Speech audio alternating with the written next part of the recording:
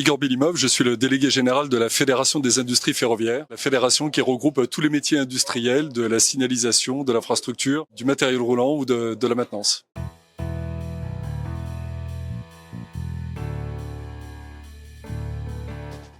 Nous avons toutes les missions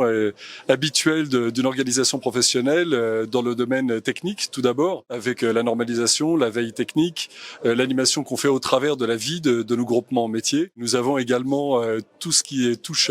à la communication. On a une communication interne pour les adhérents, une communication externe qui peut être tournée vers les différents décideurs. Et puis, ce qui nous amène aujourd'hui, l'innovation, qui est un des domaines montants et importants pour la fédération, avec la structuration du CORIFER, qu'on a connu comme un appel à manifestation d'intérêt, mais qui va fonctionner demain comme une instance. L'animation du contrat de filière, donc, qui donne à la filière une feuille de route et dont la FIF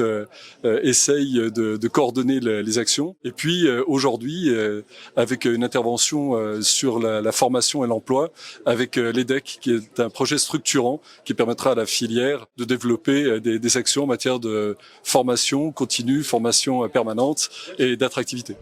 Évidemment, les enjeux d'innovation dans une filière comme le ferroviaire suivent complètement les mutations technologiques de ce métier. On nous a demandé assez tôt, et d'ailleurs le plan de relance et France 2030 en a été un accélérateur, d'avoir une vision filière coordonnée et concertée. Ça a été appuyé par des appels à manifestation d'intérêt, ceux de France 2030, mais il en est résulté un comité qui s'appuie à la fois sur un comité de PME qui porte là aussi leurs besoins en matière d'innovation, un comité recherche et développement et un comité de pilotage qui permet ou qui permettra un peu mieux ce dialogue public-privé et d'établir des stratégies et des politiques en matière d'innovation. Sur le sujet de la formation et de l'attractivité, le but de l'EDEC, qui est donc un engagement de développement d'emploi et des compétences, qui est un contrat qui est passé avec l'État et qui vise à intervenir dans les différents domaines de l'emploi et de la formation, à savoir la formation continue d'abord pour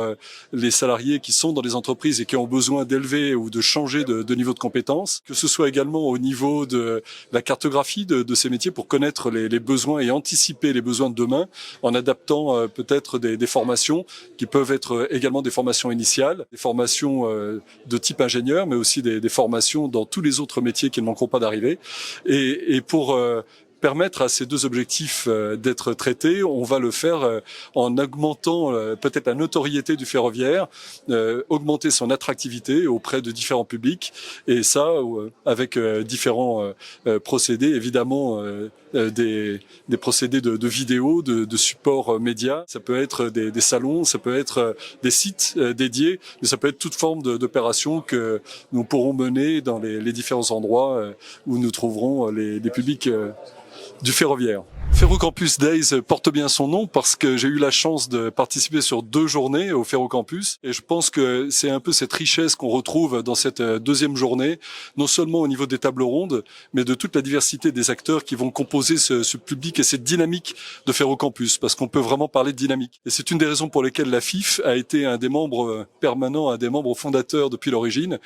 puisque cette initiative qui mêle déjà 2 objectifs parmi les prioritaires de notre fédération, l'innovation et la formation. C'est une initiative régionale fortement appuyée par les acteurs locaux à tout niveau, académiques, politiques,